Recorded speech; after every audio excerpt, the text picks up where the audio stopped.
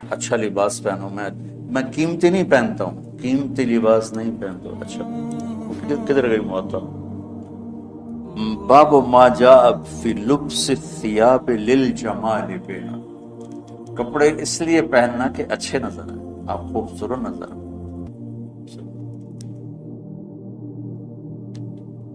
ہمارے یہاں پتہ ہے مولوی کے بارے میں کیا تاثر؟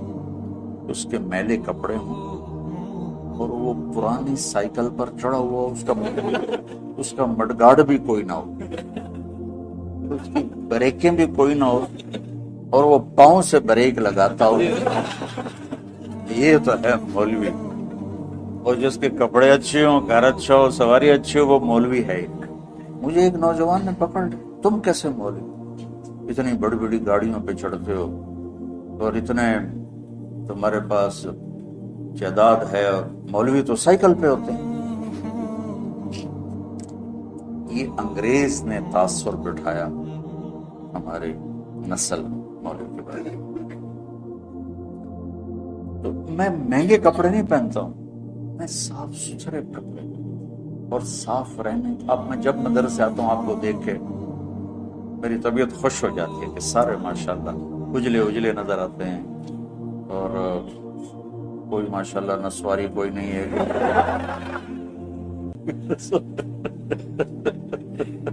سارے صاف ستھرے خوشبودار تو اچھے لگتے ہیں.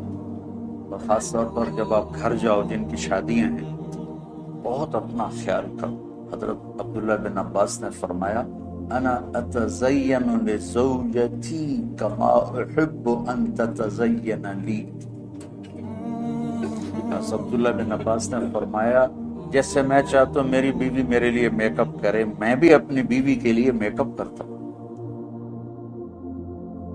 اور اللہ کے نبی نے اللہ کے نبی نے واضح فرمایا تزینوا للنساء، اپنی بیویوں کے لیے زیب و زینت اختیار کرو.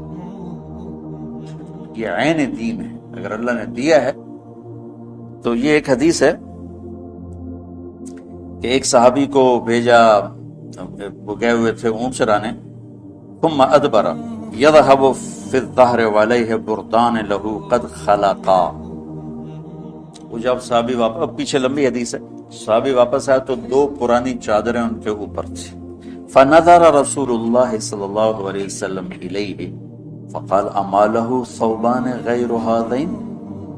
آپ نے کہا اس کے پاس اور کپڑے کوئی نہیں ہے، اس نے سے پرانے پہنے ہوئے ہیں. قلت بلا یا رسول اللہ لہ ثوبان فی العیبۃ کسوتہ ایجاہما. میں نے کہا یا رسول اللہ اس کے عیبہ، وہ بیگ کو کہتے ہیں، بیگ عیبہ یہ چھوٹا بیگ حقیبہ، اس کے بیگ میں ہیں کپڑے، دو میں نے اس کو دیے ہیں. تو قال فادعوه فمره فلیلبسهما، اپنے فرما سے بلاؤ اور اس سے کہو کہ وہ کپڑے پہنے. قال فدعوته فلبسهما ثم ولى يذهب فقال رسول الله صلی اللہ علیہ وسلم الیس هذا خیر له ما له ضرب اللہ عنقہ. آپ نے کہا اس کی گردن ماری جائے، کیا اب یہ اس میں یہ خوبصورت نظر نہیں آ رہا؟ فسمعه الرجل فقال یا رسول اللہ فی سبیل اللہ. آپ نے تو مذاقن کہا تھا، تو انہوں نے کہا یا رسول اللہ پھر اس کو آپ دعائی دے دیں کہ میری اگر گردن ماری جائے تو اللہ کے راستے میں ماری جائے. تو فقال رسول صلی اللہ علیہ وسلم فی سبیل اللہ فقتل الرجل فی سبیل اللہ. تو صاف ستھرا رہنا اچھا ہے، لوگ آپ کو پسند کریں. آپ کا پہلا تاثر لباس کا ہوتا ہے. خاص طور پر جو شادی شدہ لوگ ہیں، اپنے آپ کو آراستہ رکھو. کسی جگہ جانا ہو، میرے نبی نے کپڑے الگ رکھے ہوئے تھے وفود سے ملنے کے لیے، تھے کہ نہیں تھے؟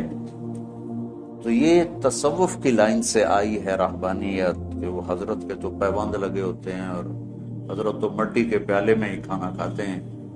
بھائی یہ حضرت کی باتیں حضرت کے پاس رکھو، وہ دیکھو جو میرے نبی نے بتایا اور کر کے دکھایا. حضرت تو سب کے الگ الگ. میں تمہیں سیرت سے جوڑنا چاہتا ہوں. اکابر کی عظمت کے بغیر دین مکمل نہیں. یاد رکھو، اللہ معاف کرے کہ میں کسی بھی اکابر امت کی توہین کروں، لیکن اکابر امت کتنے ہی بڑے کیوں نہ ہوں، نمونہ صرف نبی کی ذات، آئیڈیل صرف نبی کی ذات. لقد کان لکم، پھر آگے فی، سبحان اللہ، ایک لقد، پھر لکم اور فی رسول اللہ ہے.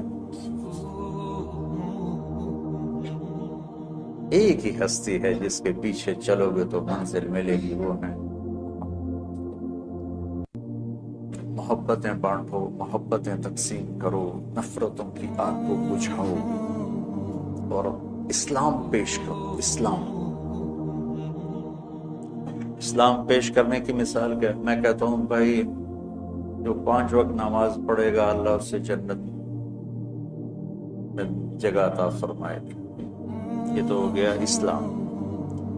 اور مذہب کیا ہے؟ یہاں ہاتھ نہیں باندھنے، یہاں باندھنے، نہیں یہاں نہیں باندھنے، یہاں باندھنے. یہ ہو گیا مذہب. تو مذہب کی تبلیغ نہیں کرنی، اسلام کی تبلیغ کرنی.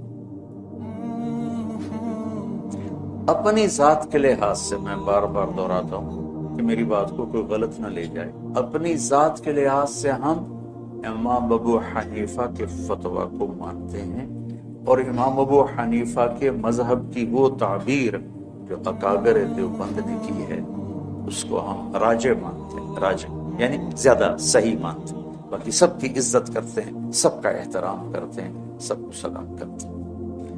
ہمارے اکابر کا حال یہ تھا کہ مولانا اشرف علی تھانوی رحمۃ اللہ علیہ کی مجلس میں کسی نے کہہ دیا احمد رضا خان بریلوی، تو حضرت تھانوی اس پر شدید ناراض ہوئی. حضرت تھانوی کہا تو فوری پکڑ ہوتی تھی. اتنے بڑے عالم کو اس طرح بے ادبی سے پکارتے.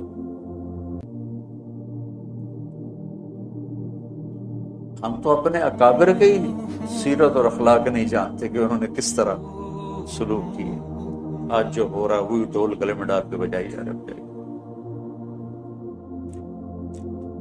وہ ایک جلوس جا رہا تھا، نہیں چلے گی، نہیں چلے گی، نہیں چلے گی، نہیں چلے گی. تو ایک نے کسی سے پوچھ لیا بھائی کس کی نہیں چلے گی؟ کہ مجھے کچھ پتہ نہیں، بس نہیں چلے گی. جو سارے کہہ رہے نہیں چلے گی، میں کہہ رہا ہوں نہیں چلے گی. بھائی ایسے نہ بنا.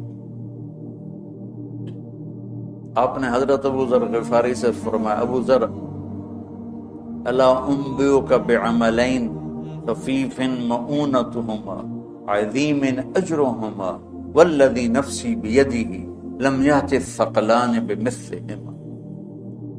ابو ذر تمہیں 2 کام بتاؤں جو کرنے میں آسان اور اجر میں ان کا وزن بے شمار. وہ ذات کی قسم جس کے قبضے میں میری جان ہے، قیامت کے دن بہت تھوڑے لوگ ہوں گے جو اس کو لے کر آئیں گے. کہ یا رسول اللہ کیا؟ کہ ایک زبان اور ایک اچھے اخلاق، ایک چپ رہنا. السکوت، آپ نے کہا سکوت. آپ کا سکوت سے مراد یہ نہیں تھا کہ بات ہی نہ کرو، شر میں تمہاری زبان ساکت ہو جائے، اور اچھے اخلاق.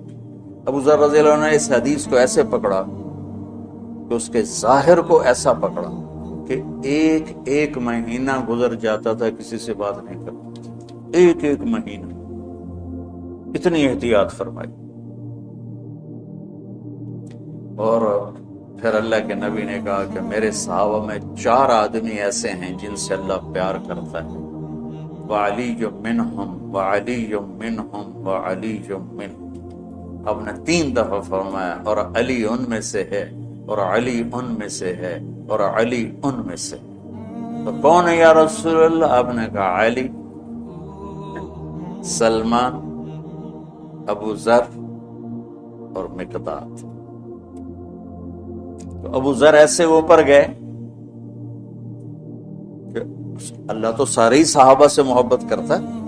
وَكُلًّا وَعَدَ اللَّهُ الْحُسْنَى، سب کے لیے جنت کا وعدہ ہے. لیکن 4 کا خاص طور پہ نام لے کر پھر حضرت علی کا نام 3 دفعہ دہرایا اہمیت بیان کرنے کے لیے. بچوں میری یہ زندگی بھر کی نصیحت ہے، صرف اس درس کی نہیں، کہ اپنی زبانوں پہ قابو رکھیں.